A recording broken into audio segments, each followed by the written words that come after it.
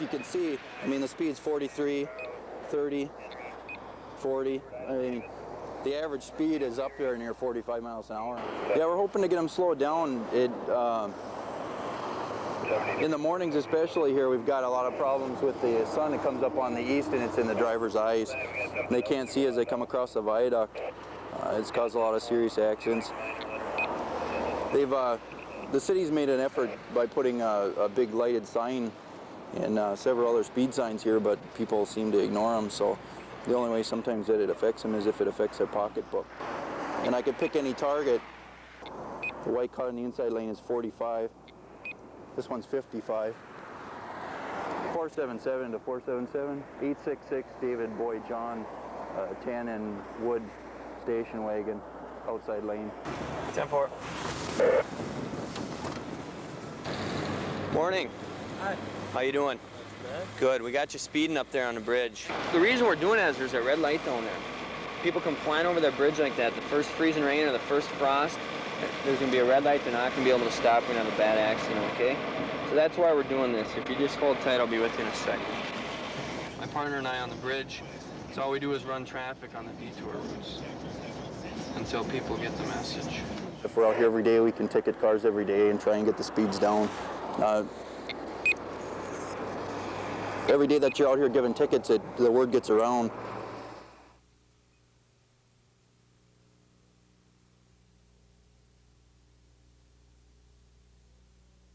We presented with appreciation for your confidence in our community and with a great...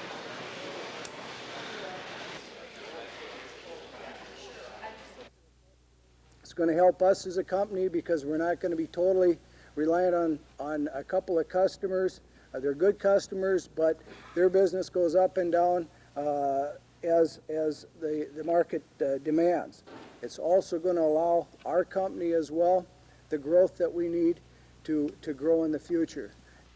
Okay, thank you very much. Got a seasoned workforce. We play ball. $500,000. It's not made out to you personally, unfortunately, but it's made out to Demco, and it comes from Velocity and I and all of the parts.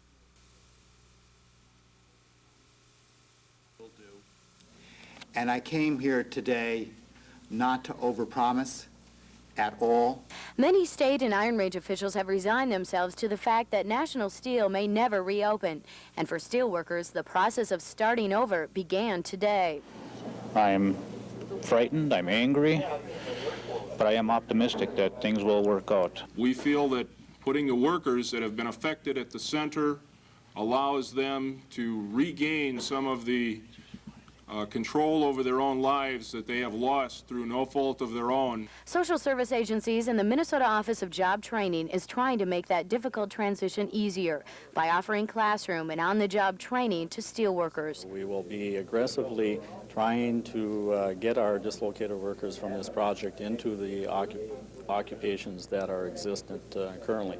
The other individuals are probably going to be looking at some training, either short-term training or long-term training, and once they do that, they become more employable. But with an extremely tight job market and limited high-paying jobs on the Iron Range, experts say workers can't afford to wait to begin their job search.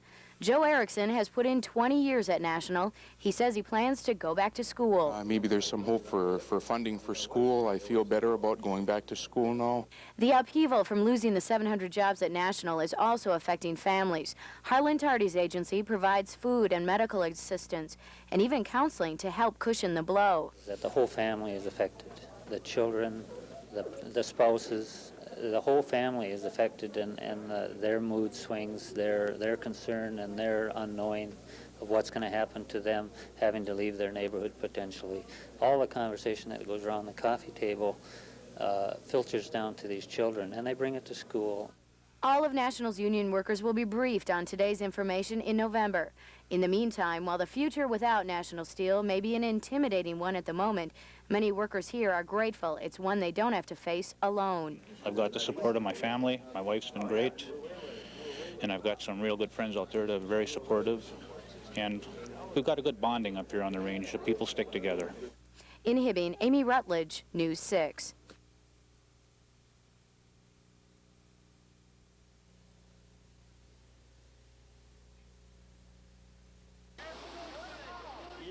Americans watched with horror as the humanitarian mission in Somalia degenerated into angry mobs and anti-American sentiment, with the UN leadership unable to effectively carry out what had seemed a simple mission. This new ineffective UN has people worried about how future conflicts will be resolved. At a forum held today in Duluth, speakers suggested that the problems with the United Nations began with the Gulf War and some unreasonably high expectations. Northlanders referred to the Gulf War and how successes there have led to misconceptions of the UN's peacekeeping role. The ability of the United Nations to function effectively in that conflict resulted in, if you will, in a euphoria in which everyone thought that in the post-Cold War, United Nations will be the engine through which every single conflict will be resolved. The difference between the UN involvement then and now, says Dr. Dakanchi, is the absence of economic interest. The U.S. went into the Persian Gulf to fight for oil, but there's no economic prize in Somalia or in Haiti. Others involved in today's local forum called for a structural change of the UN. The Cold War and battle of the superpowers is now over, a reality the UN needs to reflect. And I think the UN should use the structure that it has for preventive diplomacy and for more negotiation tactics in Somalia. Bosnia perhaps wouldn't have reached the situation it has if that had been confronted earlier on. Dr. Christian suggests restructuring of the Security Council to include Japan, Germany, and third world countries to create a UN balance. She also says that a cut in bureaucracy is needed to reduce costs. The general consensus of the forum today was that the UN needs to change with the times because Americans won't stand for a UN that leads more American soldiers into death or conflict without a clear mission. In Duluth, Derek Hines, News 6. Historically, whenever the actual power structure has not reflected the neck of the unicorn.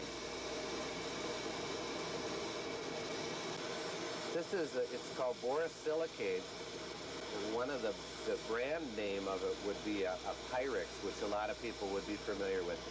It takes a lot of heat to melt it, and yet it solidifies very quickly, so that, well, right now you can see I'm just bending it around here. Frank, can you stick around?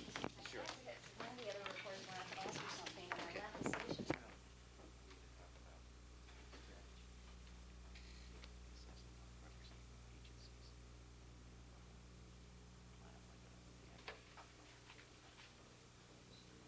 That indeed, if this legislation passes, we not only give protection to the victim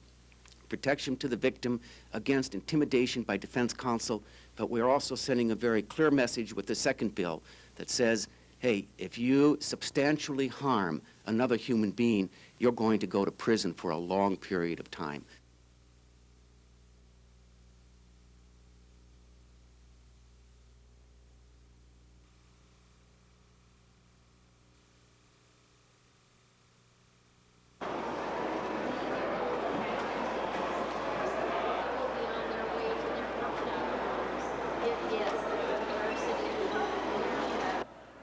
Part of it means that what we have to do is acknowledge the fact that you don't get to have it all, and things that you do want, it takes hard work, you got to set goals, and you have to deal with some of the things that life just dumps in your lap.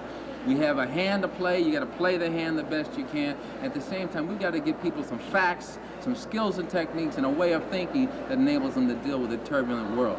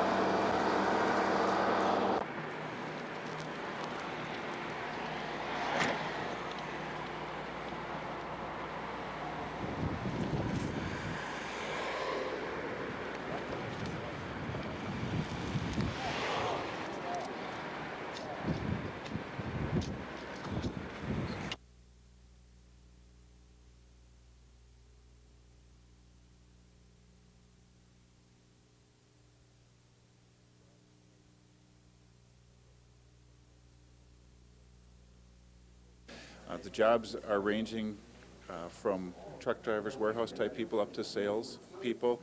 We've already added 7 people in the first 9 months that we've been here, and we expect that to continue to grow to the 17 in the next 5 years.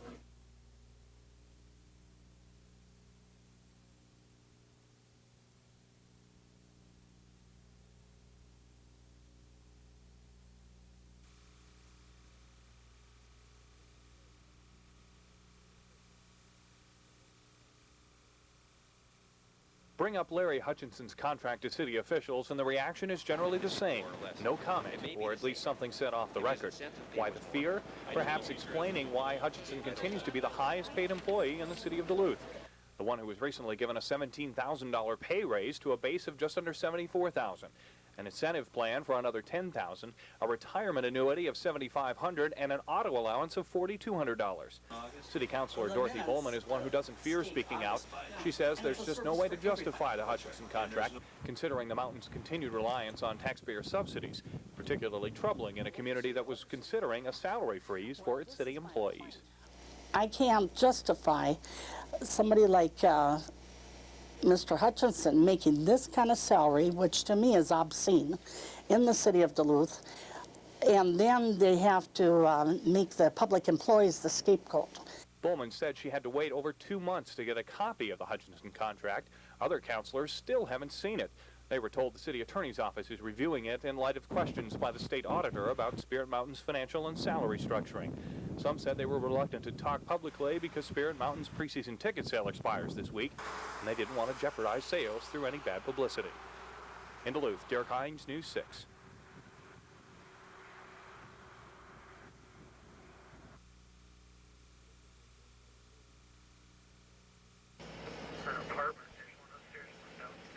Superior 472.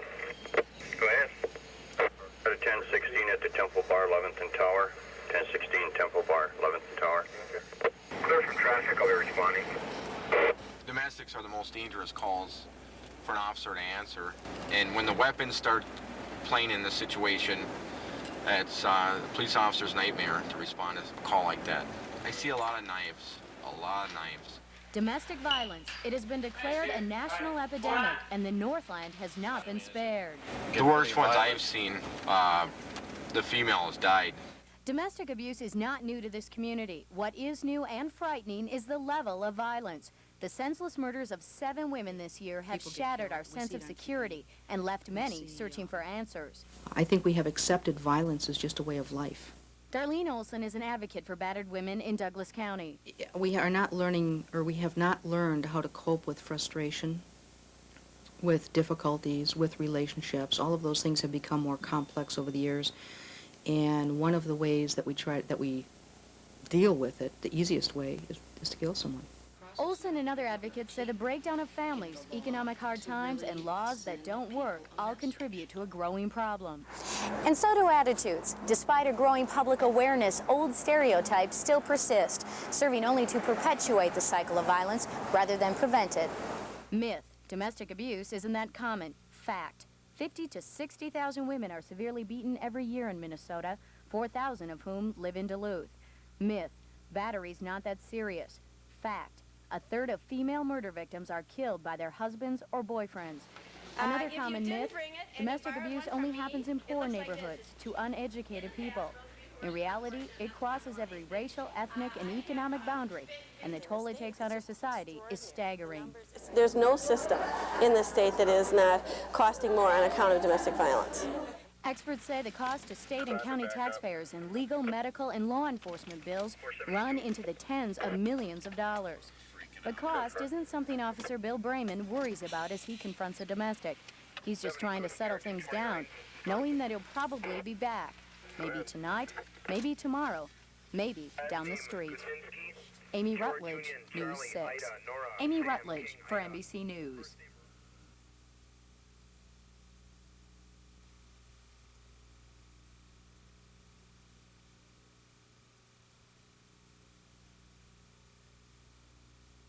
This woman is so afraid of her former abuser, she asked us to protect her identity as she tells her story. We'll call her Susan. Most of the beatings I received, or the verbal abuse, the name-calling, was after he had been out doing the same things he was accusing me of. From his own guilt, I would get beat. He would automatically come home angry, and that would trigger an argument, which would trigger a hit. These graphic photos were taken after one of the many beatings Susan received. It was so severe, doctors told her she was lucky to have survived. Despite the brutality of the attack, Susan never reported her abuser to the police. In fact, she went back to him a short time later, convinced the things he was telling her were true. You can't trust anyone. I'm the only one you should ever talk to. Your family hates you. Your friends hate you. If you leave me, who else would want you? Look at how ugly you are. No one loves you like I do. No one likes to be beat up. And no one stays in a relationship because they enjoy being beat up. They stay, experts say, because they're trapped. Trapped by low self-esteem, a lack of financial resources, fear of losing their children, or perhaps most frightening of all, fear of losing their lives. Several Northheim women killed in recent months were murdered after trying to break off a bad relationship. It makes it all the more difficult to leave because they're so afraid that he can actually, kill me or my children or somebody close to me. Cassandra Johnson and other advocates say the first step towards breaking free is to establish support networks. The Women's Shelter in Duluth, for example, provides a safe place for victims to stay and even job training and transitional housing to help them get back on their feet. A lot of it is psychological. If they believe that they can do it, then that is the most important thing, is the support. For Susan, that support helped her escape a relationship, one she says scarred her both physically and mentally. Although she says she doesn't know when she'll feel safe again, if ever, she is ready to start over. In Duluth, Amy Rutledge, News 6. Amy Rutledge for NBC News.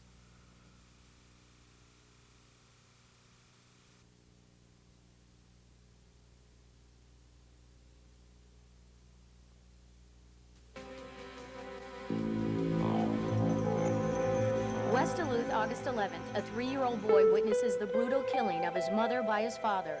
February 18th, Silver Bay, a man fatally shoots his wife. Their 3 children are in the home at the time. They are among thousands of children nationwide. Young lives forever changed by domestic violence. In some ways, I equate it almost with growing up in a war zone. A war zone 4-year-old Jesse has lived in for much of his life. A toy ambulance often captures his attention during counseling sessions, a reminder of the many times he's seen a real one at his home after his mother was severely beaten. Now living with his grandmother, therapist Chris Kettleson helps Jesse cope with the trauma. Jesse doesn't talk a lot, but what he does say speaks volumes. Have you seen your mom this week? No. No? Nope. How come? Because she got sick. She got drunk. Sounds like you're mad at her for getting sick, huh? I'm not mad at her. No? I'm my mom. Children who witness violence in the home often suffer from nightmares, depression, separation anxiety, and learning and behavioral problems in school. They also stand a greater chance of repeating the violence. Studies show that boys who witness their father beating their mothers are 3 times more likely to abuse their own wives. It teaches them that violence is okay. It teaches them that that sort of chaos and disruption is a normal way of life. Unfortunately, children have not been a priority in the fight against domestic violence. Kettleson and others stress the need for more funding of children's programs and studies. Changes, they say, that must be made if we are to prevent a young generation of victims from becoming future abusers. In Duluth, Amy Rutledge, News 6. Amy Rutledge for NBC News.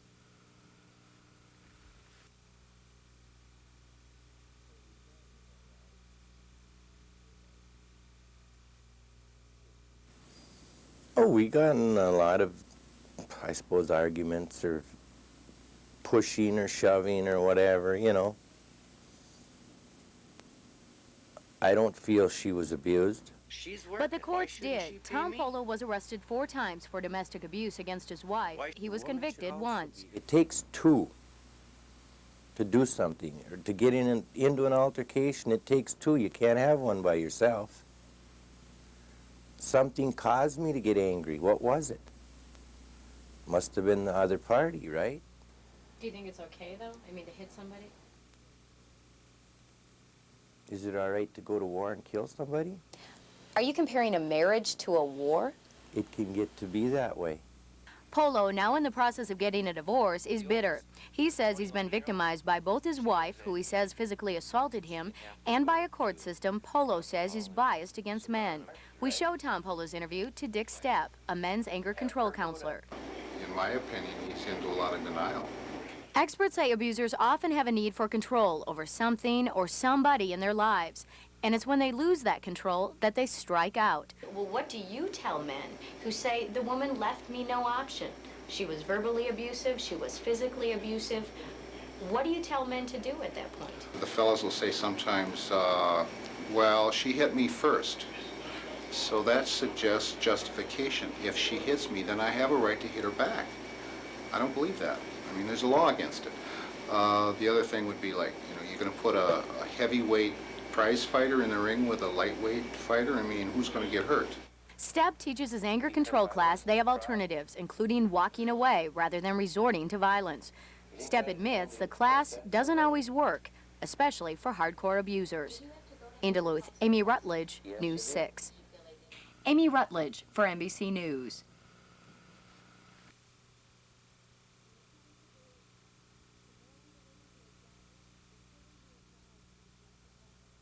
And we come today to mourn the women who have died, the children who have died from domestic violence in this country. 10 years ago, it was one of the least talked about family problems. Today, domestic violence is one of the most serious social issues facing our nation, and Duluth is leading the charge. The city's mandatory arrest policy is a national model, one that radically increases the number of abusers being put behind bars. Great strides have been made in the courtroom as well, with various advocacy programs in place to help victims through a difficult process. And new anti-stalking laws have been enacted to better prosecute domestic abuse cases. Still, the changes haven't kept pace with the violence. Today, people are looking to their state officials and the U.S. Congress for help. Wisconsin Representative Frank Boyle is among those proposing stiffer penalties for abusers. But we're also sending a very clear message with the second bill that says, hey, if you substantially harm another human being, you're going to go to prison for a long period of time. I don't have any magic answer. But Wisconsin Congressman Dave Obey says legislators can only do so much. I think people ought to quit asking politicians for magic answers on all issues because we don't have them. Meanwhile, those working on the front lines are looking beyond lawmakers. I believe that we can pass as many laws as possible, but that's not going to take care of the issue. And we need to begin at the roots of the problem. And getting there, experts say, begins here with the children, teaching them violence is wrong. Amy Rutledge, News 6. Amy Rutledge for NBC News.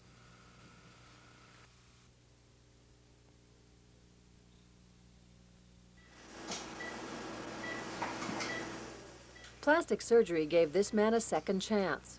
Doctors reattached his fingers after he sliced them off with a table saw. Plastic surgery gave this cleft palate victim the courage to face others without seeing fear or revulsion in their eyes. The same techniques that help right the wrongs of accidents or nature give plastic surgeons the skills to change features to what people want them to be. Very delicate handling of tissues, very precise suturing and blood supply understanding also apply to cosmetic surgery. Removing a cancerous tumor from this man's lip could have left him with a large, unsightly scar and unable to control his lip muscle. But Dr. William Portilla uses plastic surgery skills to painstakingly reattach the muscle and nerves, and with tiny stitches, he minimizes scarring. The object of the operation will be to remove the skin cancer. Are you okay? And then the secondary objective will be to put things back together in as nice a way as we can. Reconstructive procedures are still the largest part of the practice of plastic surgery, but cosmetic surgery is a rapidly expanding field. The most common aesthetic procedures include eyelid surgery to correct droopy or unattractive lids, nose reshaping, liposuction, collagen injections, and facelifts. Breast augmentation, once the #1 cosmetic procedure, has dropped to 6th place amidst controversy over the safety of implants. Though some question taking a surgical risk for what might be called pure vanity, others say plastic surgery, whether it's reconstructive or cosmetic, can enhance a person's self-esteem, dramatically improving the quality of their lives. In Duluth, Barbara Riles, News 6. Though some question taking a surgical risk for what might be called pure vanity, others say plastic surgery, whether it's reconstructive or cosmetic, can enhance a person's self-esteem, dramatically improving the quality of their lives. In Duluth, Barbara Riles for NBC News.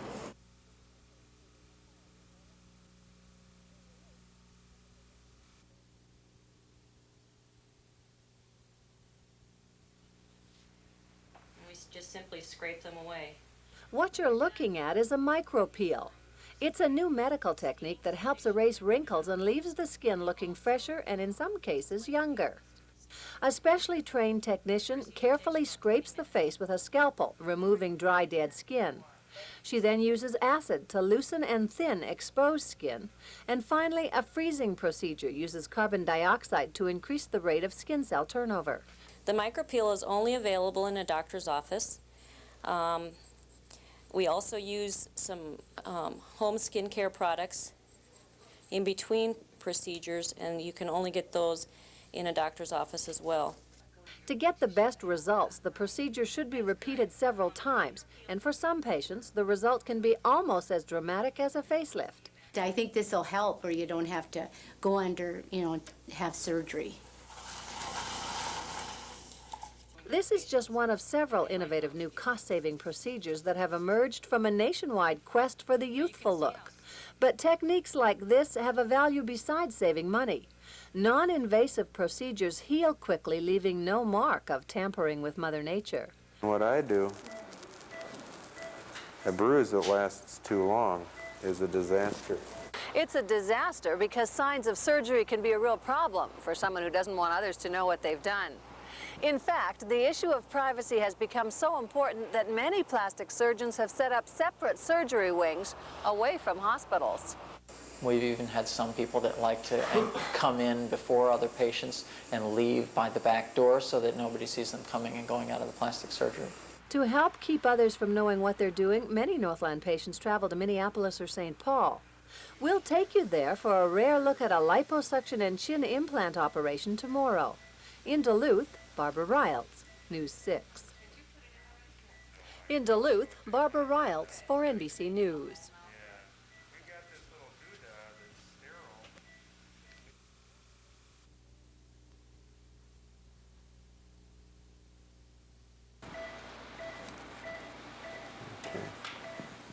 Dr. Bart Muldowney of Abbott Northwestern Hospital performs about 700 plastic surgeries a year and has seen his cosmetic practice grow substantially in recent years. Today, he's performing liposuction on a 40-something patient who asked to remain anonymous. He sucks out just over a teaspoon of fat from her neck. We're just taking a little bit of that jowl business away. Then he implants a very small, solid silicone device under the muscle of her chin. You can see that there's obviously a good band of muscle still attached, so you'll keep this thing seated where you want, which is low. The patient's sole objective is a younger, more attractive look. She remains conscious but slightly sedated throughout the operation. Dr. Muldowney says it's critical that his patients go into surgery with a clear picture of their outcome. It's real important that we explain to them ahead of time what's going to happen to them, what the potential pitfalls are, and give them an honest appraisal of what the recovery is like. Sally Hurd is another of Dr. Muldowney's patients. About a month ago, she had a full facelift. As well as wanting to look younger, Sally also had Bell's palsy, a condition that weakened the muscles on one side of her face, causing it to droop. The surgery tightened everything up and gave her the look she wanted. I mean, it really almost makes me cry because it's such a wonderful experience. I think that aesthetic surgery is as much surgery of the body as it is of the psyche. Both surgeries were performed at a specially designed clinic away from the hospital setting. The goal is to help patients preserve their privacy and keep costs down. Anyone who decides to have elective surgery has to realize it has its risks and its limitations. But many doctors say if it makes a person feel better about themselves, then it serves a purpose. Barbara Riles, News 6. Anyone who decides to have elective surgery has to understand it has its risks and its limitations. But many doctors say if it makes a person feel better about themselves, then it serves a purpose. In Duluth, Barbara Riles for NBC News.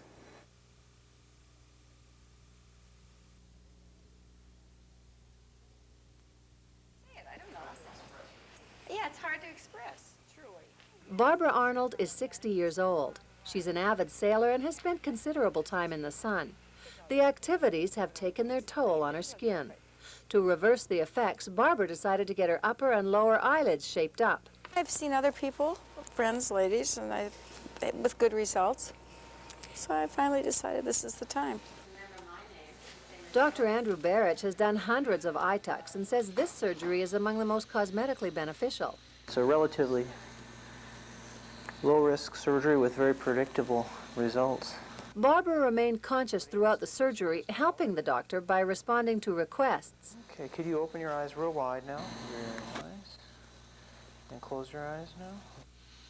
Dr. Barrich carefully cuts along pre-marked lines, removing excess skin and taking out fat to give the eyes a smoother, tighter look. Don't forget, the main objective of this is to make you look real beautiful. The last thing the doctor did was to sew up the incisions using tiny, precise sutures. The whole procedure took just over an hour, and even before the surgery was over, the results were obvious. I forgot how to pour coffee. There you go. This is Barbara at work at a restaurant 2 weeks after surgery. Why do I love it? There's a part vanity, but more than that, I had no idea. Medically, I can see peripherally much better. Barbara's surgery, like almost all cosmetic procedures, was done at a surgical center separate from the hospital. Costs are kept down and confidentiality is preserved. Many doctors say as long as they listen to the wants and needs of their patients, they expect the practice of cosmetic plastic surgery to continue to grow. In Duluth, Barbara Riles, News 6. Many doctors say as long as they listen to the wants and needs of their patients, they expect the practice of cosmetic plastic surgery to continue to grow. In Duluth, Barbara Riles for NBC News.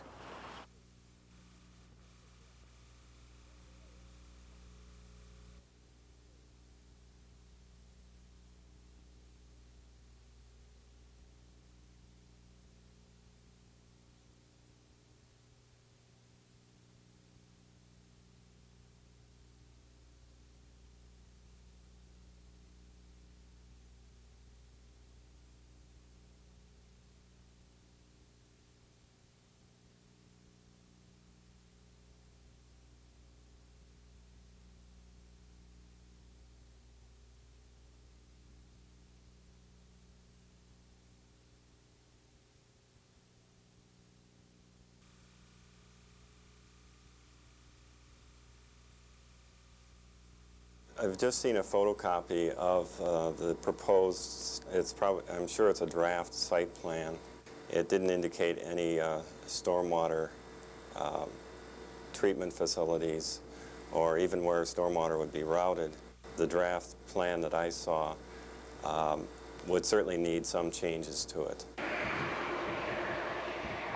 This is the area in question, 11 acres of wetland located next to Highway 53, across from the Target store. I'm standing right next to Miller Creek. It runs adjacent to the area that is at issue. It is this creek that the environmentalists are concerned with. They are worried that pollutants such as chloride, also known as road salt, and oil would be in the stormwater runoff. Asphalt doesn't allow water to absorb, so it would run into Miller Creek. One of the unique things in Duluth is our geology, our streams, our woods, and while we need to develop our economy and employ our people, we don't want to do it at the price of the great natural resources that we have, and this kind of a project would be a step in the wrong direction.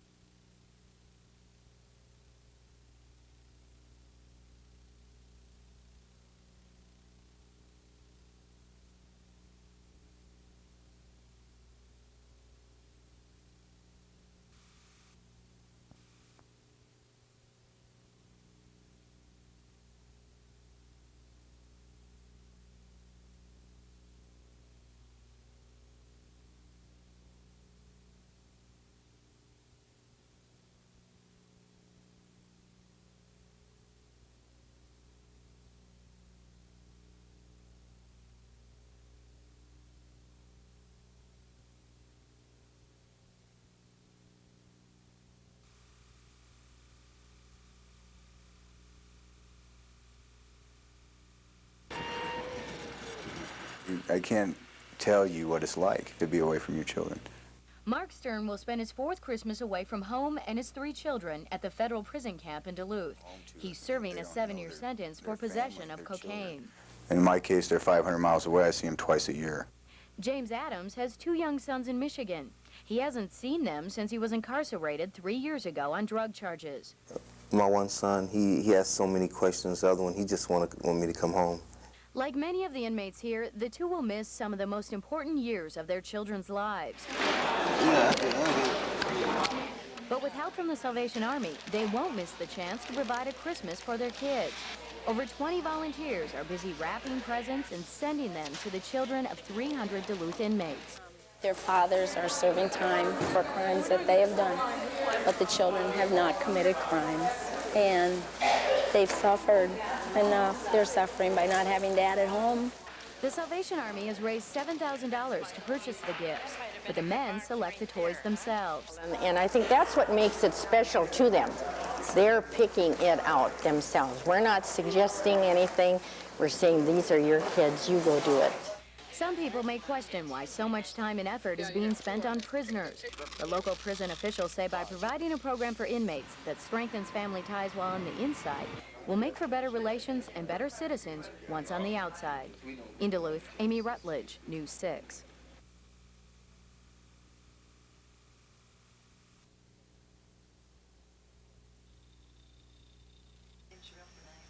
I think Chris just graduated last year from UMD, and I guess I'd been thinking about that just this morning. So when you asked me the question, I can remember the older kids. I believe that Minnesotans want to have the best possible person representing them in the United States Senate. They're entitled to that. I believe, however, that a woman can do, in some cases, the best job.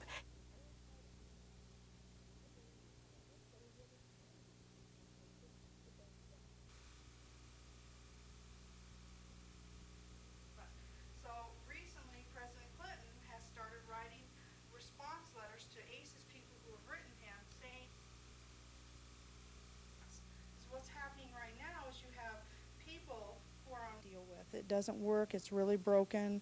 You heard me say a few minutes ago, it's like an old junker car and it's ready for the junkyard. So we're proposing some major change, but in the meantime, people still have to live with the system, so we want them to know their rights so that they can deal with it and get the support they need.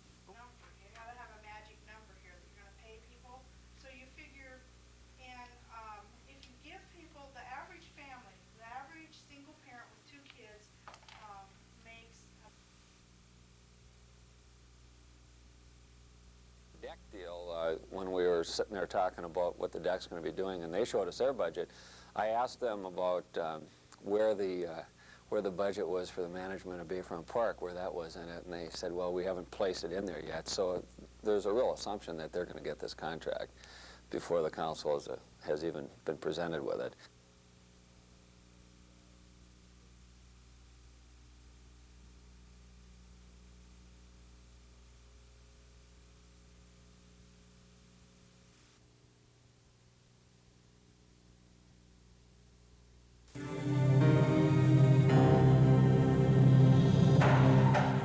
Daytime burglars are active in the neighborhood around Lower Woodland Avenue. One area resident confronted one of them at 10:30 in the morning on November 2nd. He was an average-looking young white male with dark hair. He yelled a warning to an on-scene partner and then ran from the house. The resident chased him down Woodland Avenue but lost him when he ran between some houses. He wore a black warm-up jacket with yellow stripes on the collar and on the cuffs of the sleeves. There was a yellow print on the back of the jacket. A similar burglary suspect on October 22nd wore a red San Francisco team jacket with SF on the back.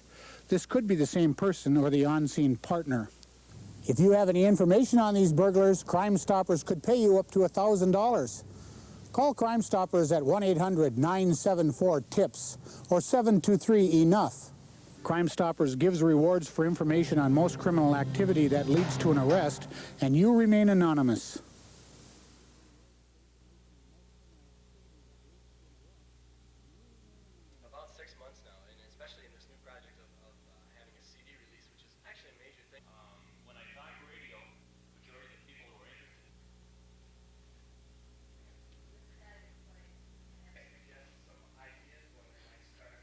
let's face it, when you choose a career, that's something you might have to do for 40 years. So it's good to know early in high school what the pitfalls are, what the high points are in a career.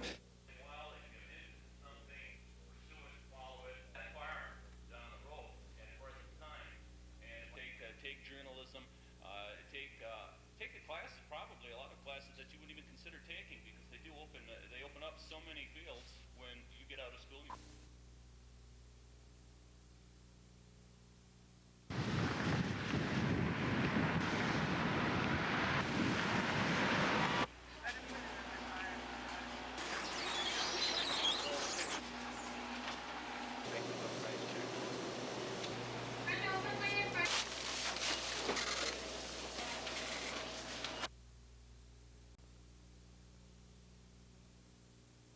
Plan.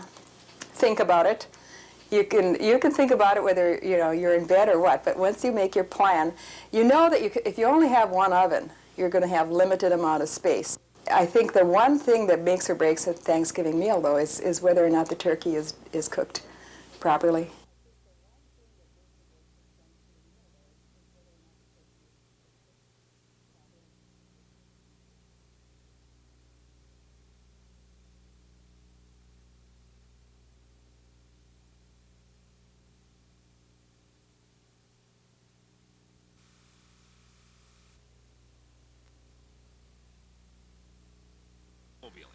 But 16-year-old Jim Johnson's spirit of adventure got him into trouble.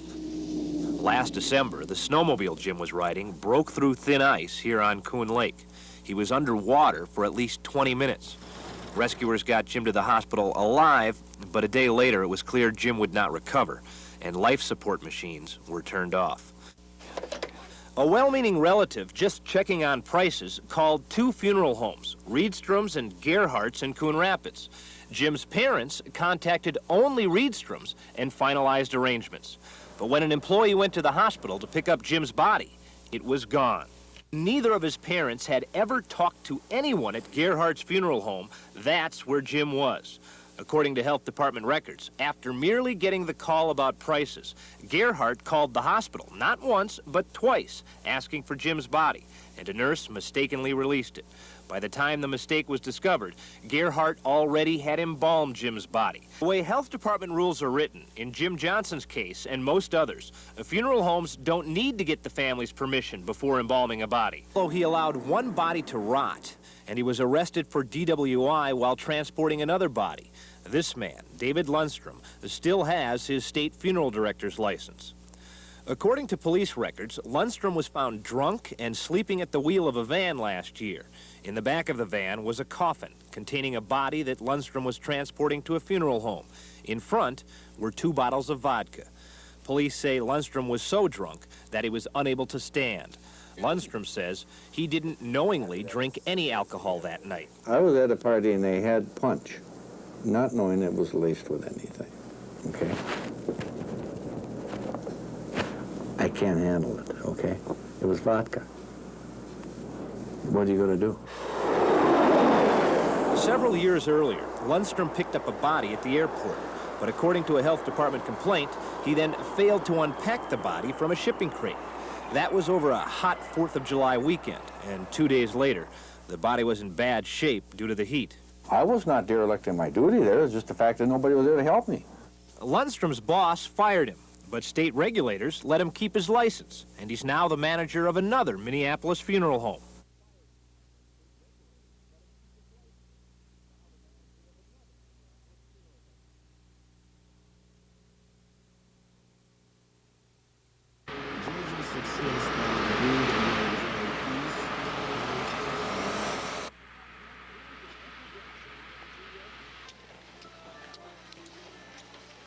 It didn't keep us away. I doubt it. If the roads are great, I don't think it would keep anybody away today.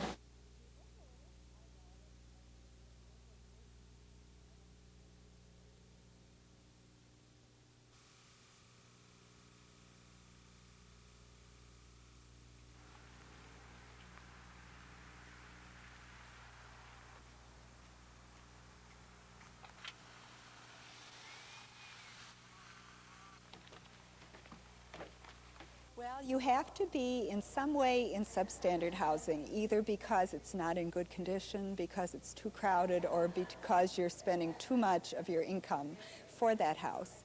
Hey, welcome home. Hi. Yeah, it's nice to be home. How soon are you going to move in, Jim? Week from this Saturday. Oh, it's wonderful. It's a dream. What do you think of your new house? Good.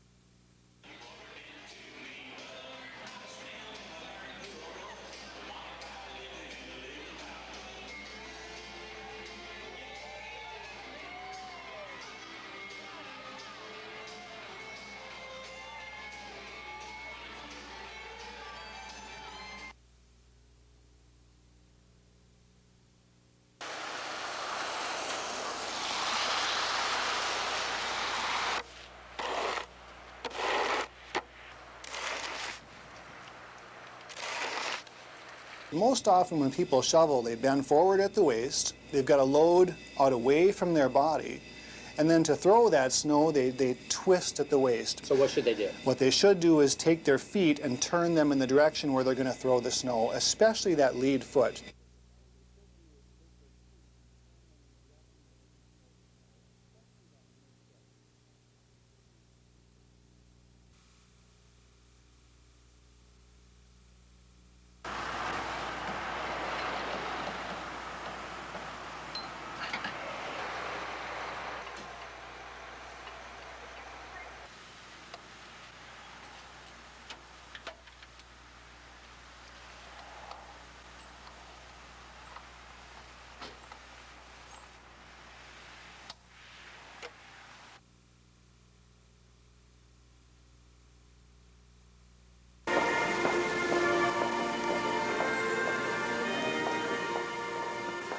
It was another fairly slow day at the Mariner Mall in Superior. The hallways sport colorful Christmas decorations, and the ever-present Muzak remind us of the season, but shoppers were few and far between. Though mall management said traffic was good for the holiday weekend at the Mariner Mall, a comparison of shoppers there and at Duluth's Miller Hill Mall showed the bigger shopping center had a much better turnout. The slow start to the traditional holiday shopping season has many merchants at the Mariner Mall worried. Like I say, if you don't have a good business in the beginning, you know, you hope that it would pick up towards the end of the year, you know, for you too, because you've got to have money to pay your, you know, employees. Marketing Director Susan Gurman admits it's been a rough couple of years for Mariner Mall, but says things seem to be turning around. The new owners, Massachusetts Mutual Life Insurance, is not afraid to put money into the center. They've redone the front parking lot. We have new Christmas decor coming this year, and a lot of small changes that have improved the looks of Mariner Mall. The mall has also recently hired an aggressive new leasing company, which will be responsible for finding tenants for the 9 vacant storefronts and keeping the current 38 retailers. One thing that helps over the holiday season are these temporary tenants. The Mariner Mall has 13 such tenants this year, with 7 of them in the Commons area, and 6 of them actually have moved into vacant storefronts. The temporary merchants will stay with the mall at least through the holiday season, and mall managers hope that if business is good, some may make their temporary stay permanent. In Superior, Barbara Riles, News 6.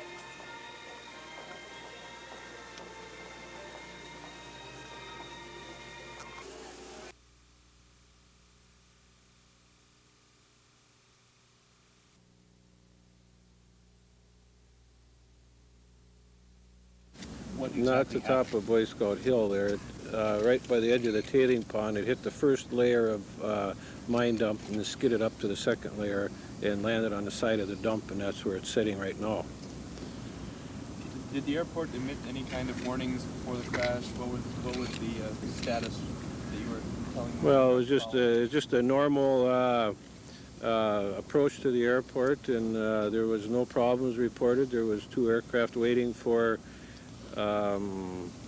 Airlink to arrive. They were waiting in line, and they had reported that they were inbound for Hibbing as a normal landing, and after they had clicked the lights up to high intensity, we heard no more from them, and that's when we started becoming suspicious that there was a problem, and we got our emergency plan together, and we had a fairly good idea if they were down where they'd be located, and started searching.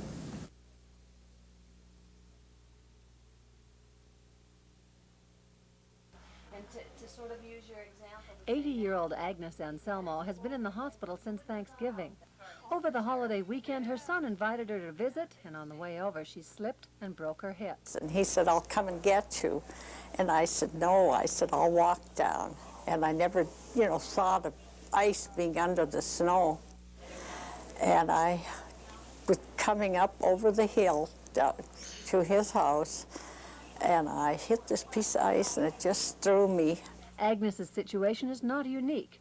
Every year, almost 300,000 Americans break their hips in accidental falls, and a large percentage of those accidents happen during the winter. Senior citizens are particularly vulnerable. Ice and snow make it difficult for all of us to get around, but it's particularly tough for people with poor balance or less stability. An example this weekend with the snows that we had. It's our first snows truly of the year, and 7 or 8 people came in this weekend with hip fractures. The threat of hip fractures increases as people age because eyesight often fades and bones get brittle. And fractures for people over 65 can have extremely serious ramifications, often signaling the end of independence. Duluth Clinic research shows 40% of hip fracture patients end up in long-term care facilities, and 50% will need canes or walkers on a permanent basis. And most seriously, some studies show as high as 30% of hip fracture patients die within 3 months of their accident. Agnes Anselmo will get to leave the hospital by the end of this week, but she'll have to recuperate in a nursing home. If she works hard on her therapy, she may get to go back to her home by mid-February. In Duluth, Barbara Riles, News 6. Okay, now, if you had it to do over again, you wouldn't have gone out that day.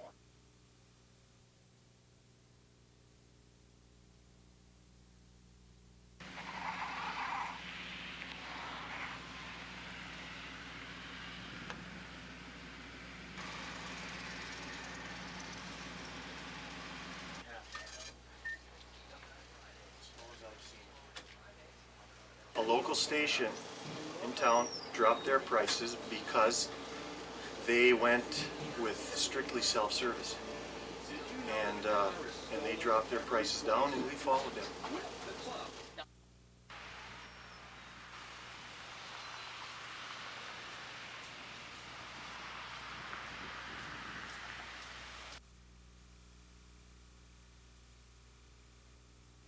Well, these people don't have any protection for their eyes, and as a result, they have constant external irritations all the time. So they get growths which grow over the cornea, and I've seen, that's called a pterygium, and I've seen pterygium down here like I've never seen before, because they grow over the whole eye.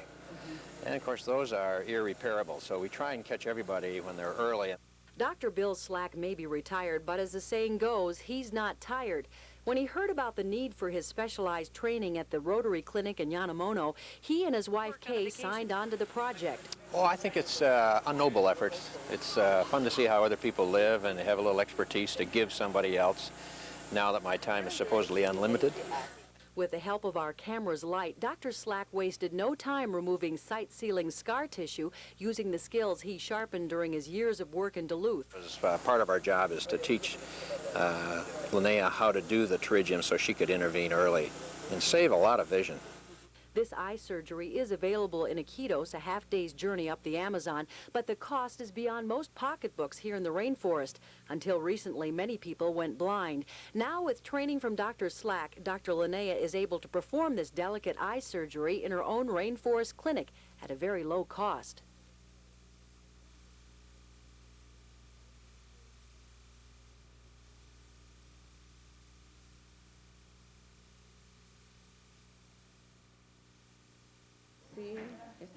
Sometimes when we come, we aren't able to pay her, but she treats us anyhow, and she is willing to wait even a very long time for us to pay her back. We are very happy to have her here. She is a very good person for us, and we are happy to have her help. Before we had to travel to Iquitos, and that cost a lot of money and it took a lot of time. Now with the doctor here, people come from upriver and downriver from far away to this clinic for help. They believe that very good doctors will be coming to help take care of them now that she is here and the clinic is here. Clinic patients also praised the Northland Rotarians and their friends who traveled so far to help them. They have come to help us, and now we don't have to travel so far for medical care.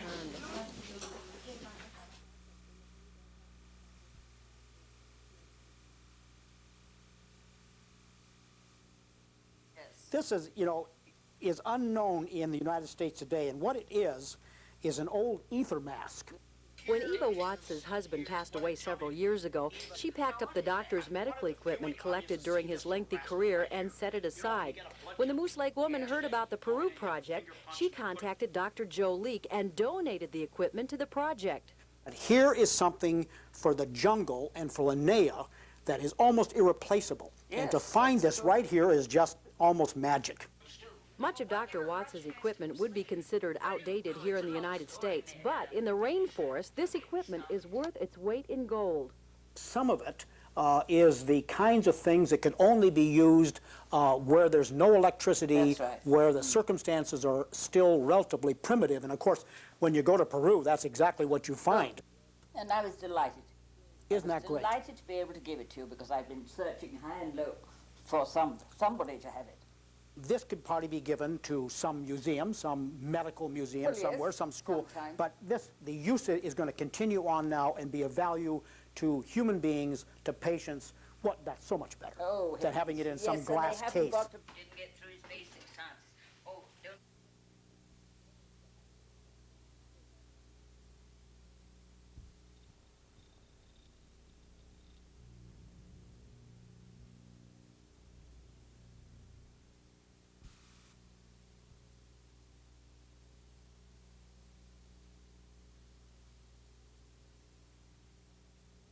Sometimes it drives me nuts. And this was the first one was a 3-year-old child who was in on Friday, the day that I left to go and meet you guys in Iquitos. He came in with diarrhea, with bloody stools and fever. He'd been sick for a couple days. He was brought here to the clinic. He was given sulfa antibiotics, and he went home and he died 2 hours later. So yesterday, 3 days later, his father brings in the 5-year-old son. The 5-year-old son has bloody diarrhea, fever, stomach hurts, the same thing that his brother had. We gave him metronidazole, which is Flagyl, and he comes back today and he's looking a little worse. So we're trying to decide what antibiotics to give him. Now the hard part is, in the United States, I'd send off a stool culture, and I'd know what organism. If I knew that it was Shigella, or I knew that it was Salmonella, or I knew that it was Campylobacter, then I can choose the appropriate antibiotic. And here you say, well, let's try this. Stories like this one are common in the Amazon jungle. As she puts it, when it comes to health care, Dr. Linnea is the only game in town. Last month I had 200 patients. These are people, almost all of them sick. There's no routine health care. There isn't an annual physical or it's time for my pap smear. There is no pharmacy. The women who need birth control pills, you need an aspirin for your headache, you need worm medicine. You remember the fellow who was here with cholera yesterday, he threw up and there's a 4-inch long worm writhing in the basin. Everybody's got worms. There's no place to go and buy it, and this is the only option for all these people. For a doctor who has practiced high-tech medicine in the United States and low-tech medicine in the rainforest, it's easy for Linnea to draw some interesting comparisons. We talk about how we can't afford medical care, and what that really means is we're having a hard time deciding who gets the heart transplant. Well, for here, the decisions are a lot easier. Those aren't even options. And it breaks my heart when these children die and I don't even know what it was, so I don't know what to do when their brother comes in with the same thing. And yet, for me, those kind of difficulties are easier than trying to decide whether it's worth doing a colon resection on an 85-year-old person who's got congestive heart failure. Is it really worth taking out their colon cancer? When I came, I said, I came because I want to help, and I don't charge for my services, never have, and basically don't, with a few exceptions, don't. But if everything is given away, people are pretty soon expecting more and wanting more, and we're like that. It's human nature. So I charge for the medicines. If people can't pay, they get the medicine. They get it anyway. For many people, it's difficult to understand the motivation of a person like Dr. Linnea. When asked, she simply resorts to humor to explain why she does what she does. Basically, I'm nuts. Obviously unstable. I guess it's that there's so much need. In the United States, everything seems too easy. I got a sick patient, I order an x-ray. That's, you know, nothing to it. I got a sick kid, I consult a pediatrician. These people have no such option.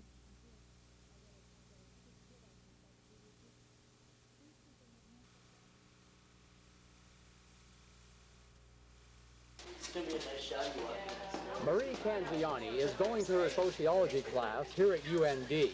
She is young, 18 years old, and quite attractive. She is also a potential victim for the largest growing form of assault, date rape. And I used to, you know, dress nice, do my hair, do my makeup all the time, you know, kind of flirt with people thinking that it was harmless until this happens.